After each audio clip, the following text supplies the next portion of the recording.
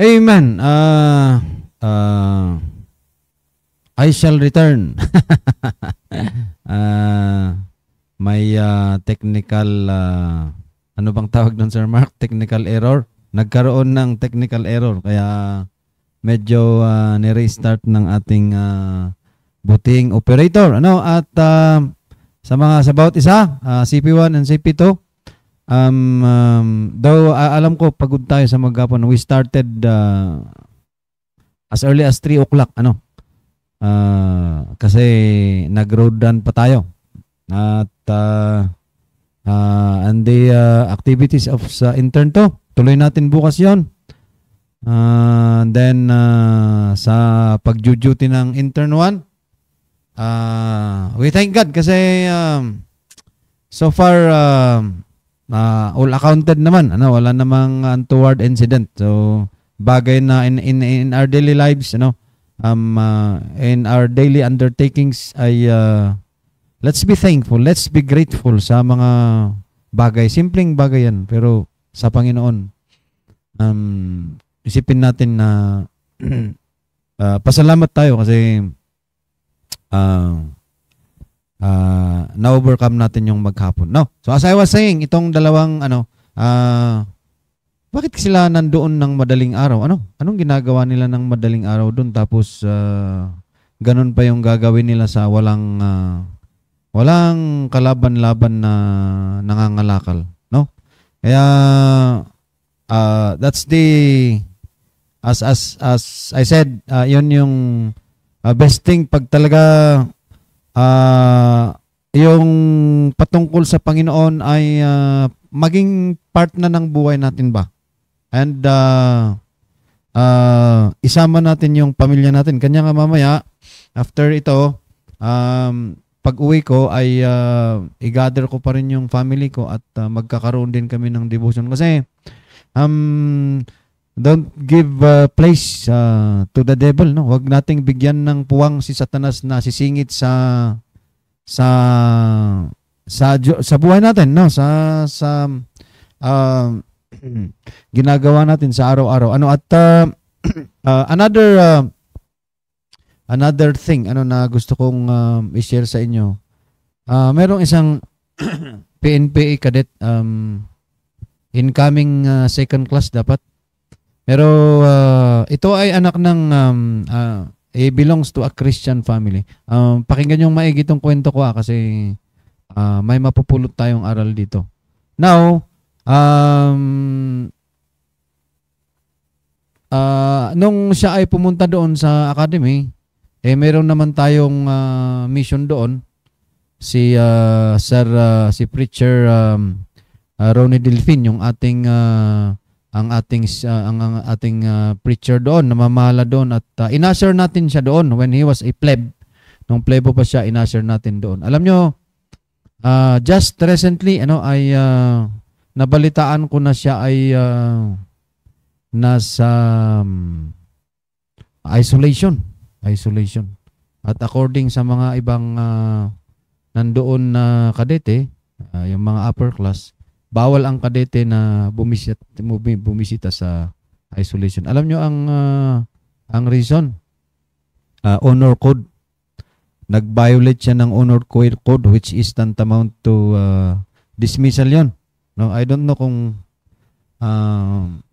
anong worst na senaryo na mangyayari sa batang yun. At pinag-aaralan namin sa mga kakilala what happened knowing na siya ay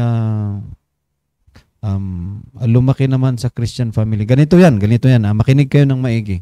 Alam nyo, naririnig ko nung siya ay naging kadete, medyo tumaas yung kanyang pride, kung yun ang gusto nyong itawag natin doon. Medyo naging siya. And then yun nga, hindi na pumupunta doon sa kung saan natin inashare na simbahan. Nakikisama siya doon sa ibang grupo na ayun. Anong nangyari? It's a personal na pagkakamali yun eh. Wala namang hindi aksidente, kundi talagang sinadya na niya yung hindi ko nababanggitin yung deeper na violation niya. Basta in general, it's he violated the honor code of the premier institution for law enforcers in our country. At yun, lesson learned doon. Again, ano yung laging sinasabi sa atin? Ano ang binabanggit ni Pastor lagi sa atin?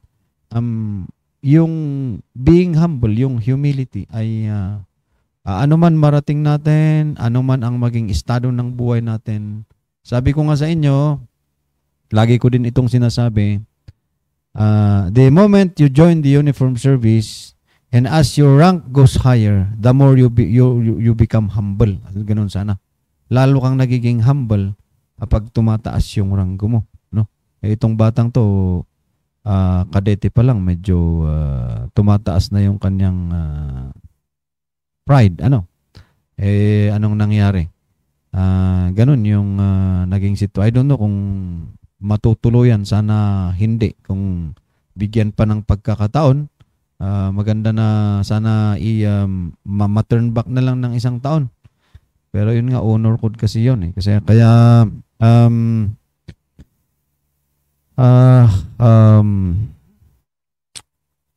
it's not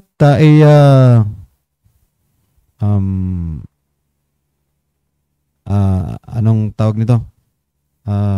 Wag tayong magkampante sa sarili natin. Sabihin natin nakikinig tayo ng salita ng Diyos, pero we have to apply those principles na naririnig natin sa daily, kasi along the way nga kung hindi natin nababantayan yung sarili natin, ay gagawa tayo ng mga bagay na hindi kalugod-lugod sa Panginoon. So anong impact nun? Anong implication nun sa family? It's not good kasi well, if I'm the father ng bata, andun yung ano, ay siya, so what happened, ano, tinuruan naman natin ng maayos bakit ganun yung kinahinatnan, ano. So tuloy hindi na makatulog yung kanyang tatay hanggang sa ngayon. Kaya ito ang bantayan natin sa sarili natin. Ano, as a family, unahin natin yung pamilya natin. As I said, the moment magkaroon kayo ng pamilya, andyan dapat yung prayer and worship, ano, prioritizing yung Diyos, ano, yung worship natin sa Panginoon, going to church with your family, kasama yung pamilya. Andun yung prayer. We pray together as a family. At ang result niyan ay spiritual growth, ano? Together strengthening family bonds and deepening faith, yung ating pananampalataya. Kaya hindi ito biruan, mga kapatid, ano? Hindi ito biruan. At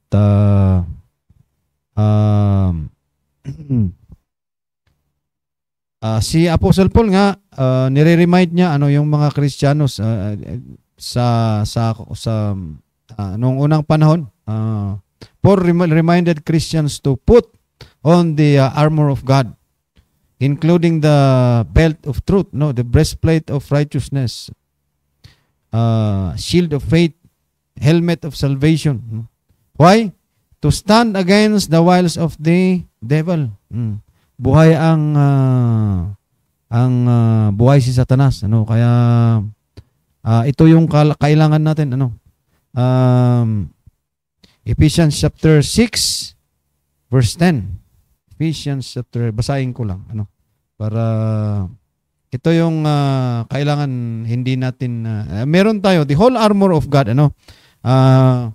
Ephesians chapter 6, I'll start reading verse 10. Finally, my brethren, be strong in the Lord and in the power of His might. So, let's be strong. Saan? Sa Panginoon, hindi sa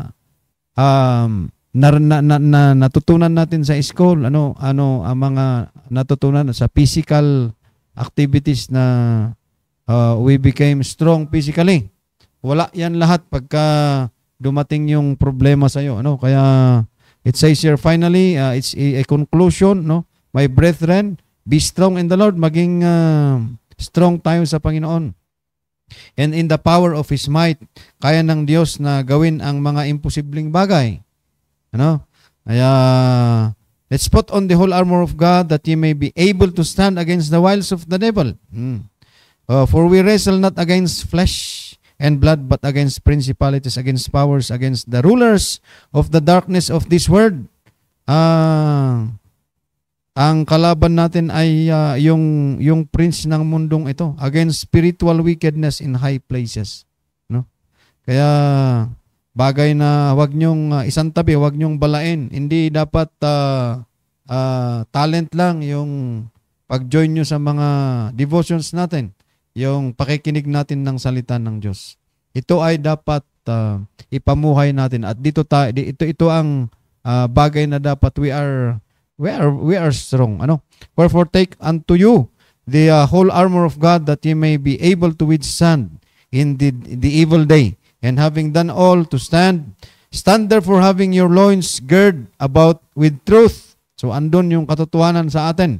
Pag sinasabi after our activities, wag na kayong magliwali, wag na kayong kung saan-saan pa pumupunta. Baka mayaya kayo ng hindi magandang samahan, at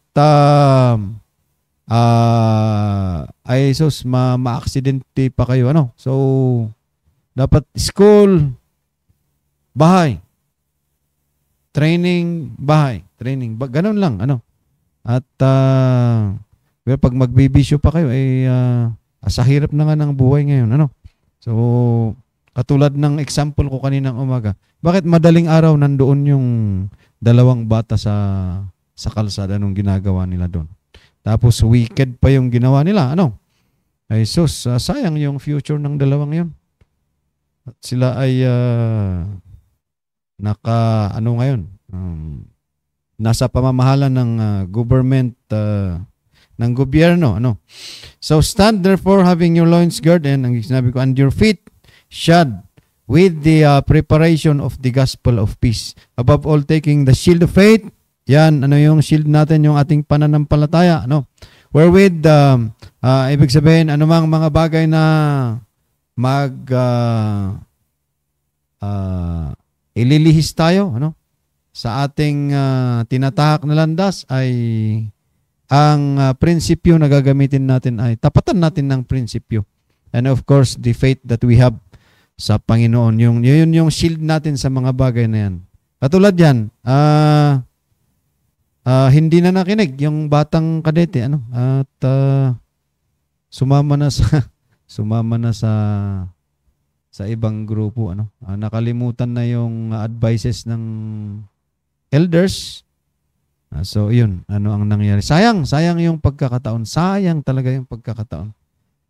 Ang hirap pumasok tapos yung future niya sana ay napunta sa wala, ano.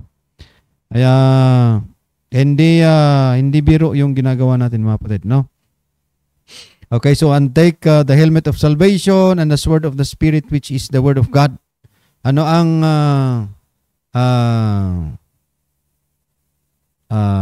gagamitin natin? Yung salita ng Diyos, no? Yung salita ng Diyos. Kaya hangga't hindi ka nakikinig ng salita ng Diyos, slim yung chances mo na anong tawag nito, ma-overcome mo yung wiles ng devil, no? Ay mahirap 'yon. Kaya nga we encourage you na ito yung dahil tigagutan tayo iti Ilocano, no? Ito yung pagsumikapan natin, no? Together with our family, ano, let's usher our family sa kung saan nandoon ang katotohanan, nandoon ang truth, nandoon ang salita ng Diyos, no? At ano pa? And for me, that utterance may be given unto me, that I may open my mouth boldly to make known the mystery of the gospel. So walang, sabi ni Apostle Paul ay ang misteryo ng ebanghelyo ng Panginoon ay I can open my mouth boldly. Kasi ito yung paniniwala ko, for which I am an ambassador in bonds, that therein I may speak boldly as I ought to speak. So how could we be an ambassador also ng Panginoon as we usher, as I said, the members of our family sa tahanan ng Diyos, sa simbahan na where we can of course hear yung preachings, okay? So bakit kaya importante ang pamilya? Bakit importante ang magiging pamilya nyo later on? Importante ang pamilya nyo ngayon, no? Ipaalala ko lang, the family is widely considered the fundamental unit and foundation of human society, no? At ano yung mga napapansin natin within the family? Andyan yung family is the first social institution where individuals learn social norms, values, and behaviors. Anong sa social norms, ano ang what do we teach to our children? Maging magalang, marunong makisama, pinopromote ang Panginoon. Andyan yung Christian values natin. Sana hindi kayo kukulitan sa atin kasi once in a while ay iniipon ko kayo. Sinasabi ko yung mga dapat nyong yung mga words, piliin nyo yung words na lalabas sa bibig nyo, no? As you render duties, yung galaw nyo, dapat nakikita ang Panginoon dyan.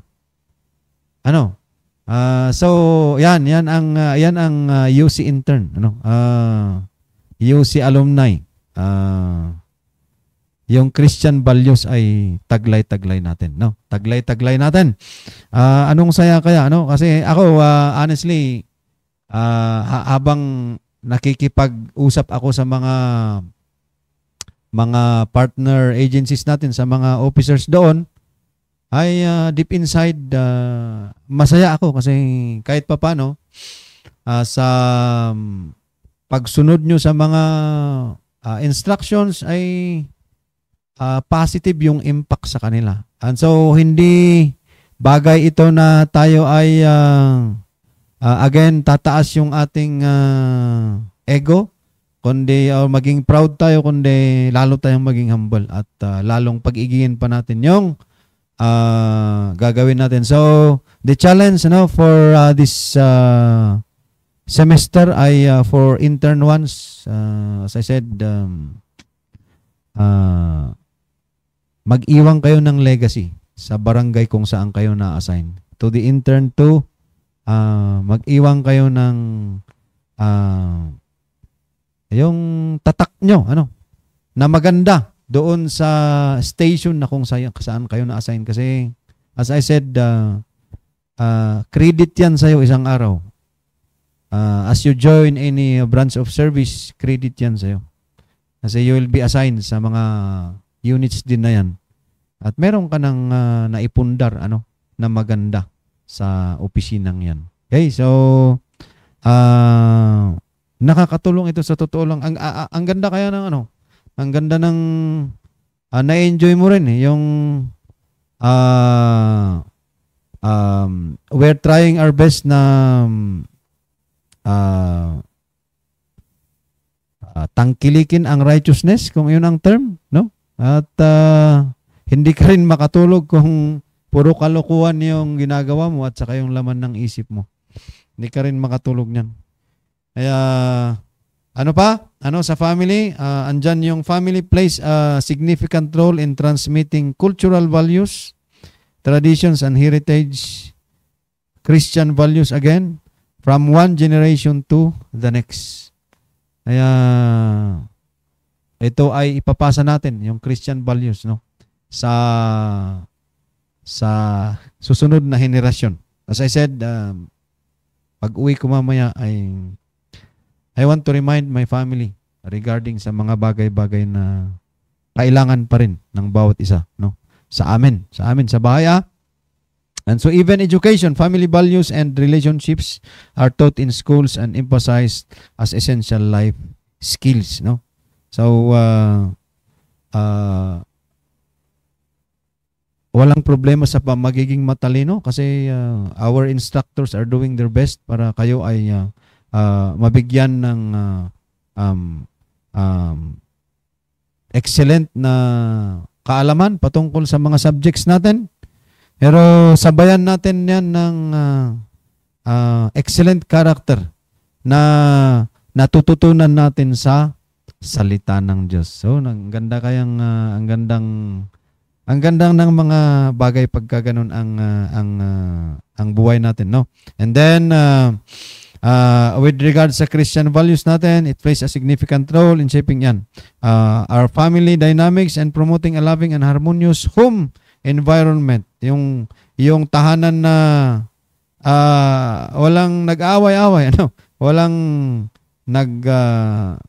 andun yung love and compassion, demonstrating unconditional love, care, and empathy towards one another, just as God loves us. Yun yung sinasabi ng John chapter 13, verse 34 and 35. So, ang pag-ibig na meron tayo, lalo na sa members ng family natin, it's unconditional love. So, ang bira tong kapamilya ko to, balasubas to. Hayaan mo siyang masunog sa impyerno. No. It's our, kung tayo yung nakakaunawa, kung tayo ang nakakinig ng salita ng Diyos, let's prioritize them pa rin. Pray for them na makarinig din sila ng salita ng Diyos. Kasi nga, my family first, yan ang topic natin. Okay, so forgiveness and mercy. Huwag hayaan na ang galit ay sabi ng preaching sa CSI, huwag hayaan ang sabi ni Pastor Isnider. Tama ba ako, Sir Mark? Natulog na si Sir Mark. Sabi niya ay huwag hayaang yung galit ay abutan hanggang sa magdilim, Kaya andun yung forgiveness, no? Andun yung i-practice natin yung forgiveness at saka showing mercy to each other.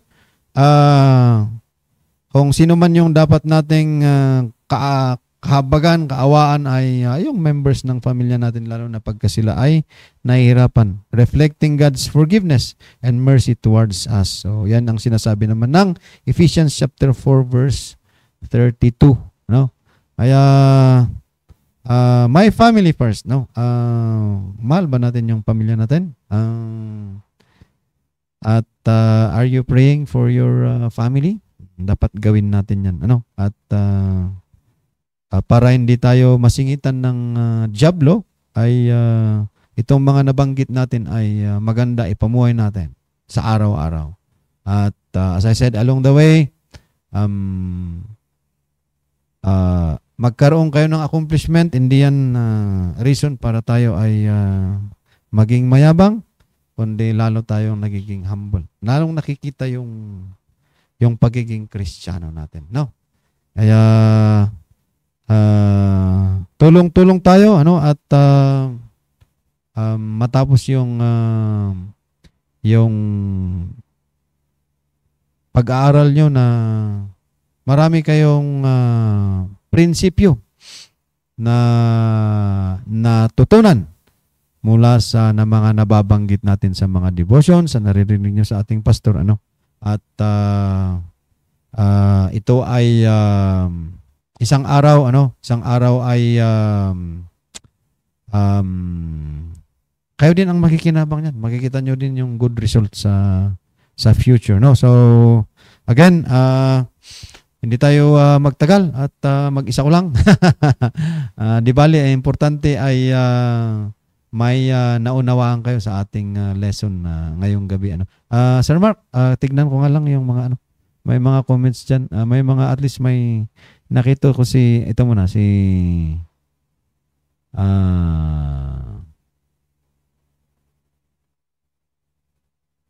I think ito si Mark Anthony, isang isang alumni natin. Even si Randolph, good evening. Din natin yan. Of course, si Brother Nares, isang senior nyo din. Thank you for tuning in. Sana lagi kayong nandyan pagka meron tayong uniform service. Sabi ni Is7, I do agree, sir, with the need for humility along with the position of rank. Someone who experienced the academy, si Yuri ay dating PMA cadet ito.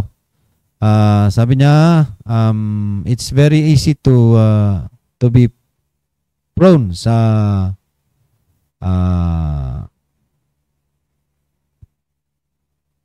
pagkalaki ng ulo. Ayan, siyempre, kadete ko naman, di ba? But prayer is one of my guidance and my family was my anchor. Even now, it's a very it is very easy to be susceptible to pride. Kaya bantayan nga natin ang sarili natin. Minsan magmuni-muni ka, ops, teka muna, hindi na maganda yung ginagawa ko. Ayan, at least tama yung sabi ni ayan, si Vina. Thank you, Vina, at nandiyan ka. Kumusta na? Yata itong mga to. Nagre-review itong mga to. Okay, sino pa? Sino pa yung nandyan?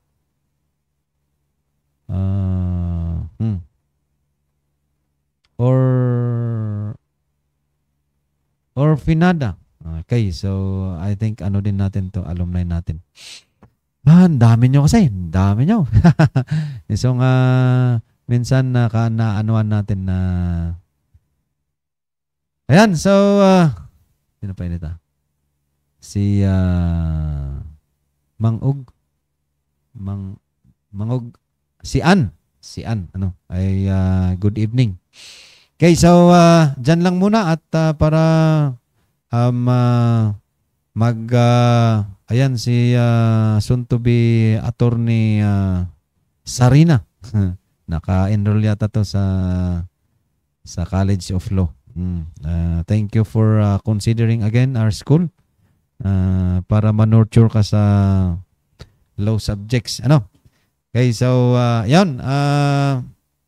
As I was saying, para sa naman sa lupang katawan natin ay makapag-rest at wag kayong wag kayong bagulbol, wag kayong walang side comments kasi lahat naman tayo nagsasakripisyo. Sino bang hindi nagsasakripisyo?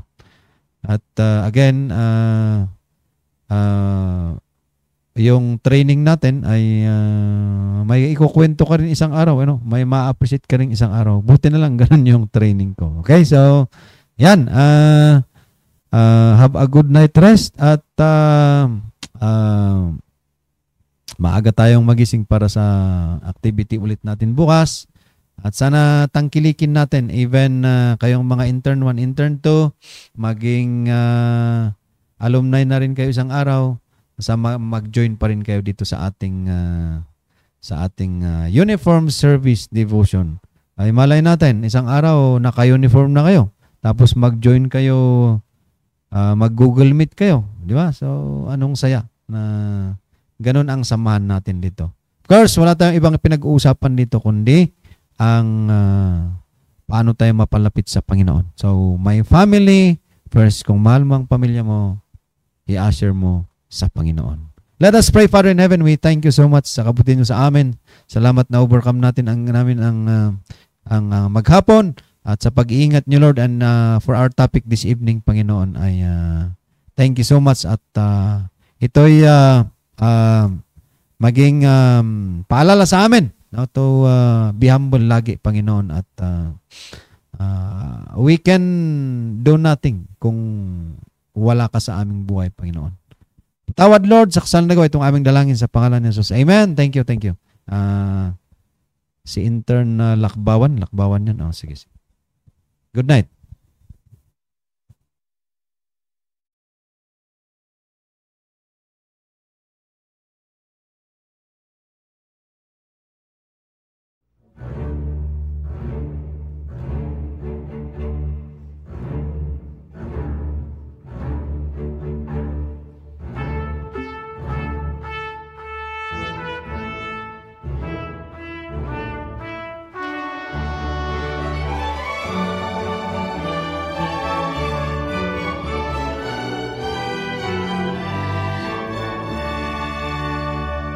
Onward, Christian soldiers, marching as to war, with the cross of Jesus going on before. Christ the royal master leads against the foe, forward into battle. See his banners go. Onward, Christian soldiers, marching as to war, with the cross of Jesus going on before. Like a mighty army moves the Church of God. Christians, we are treading where the saints have trod. We are not divided, all one body we, one in hope and doctrine, one in charity.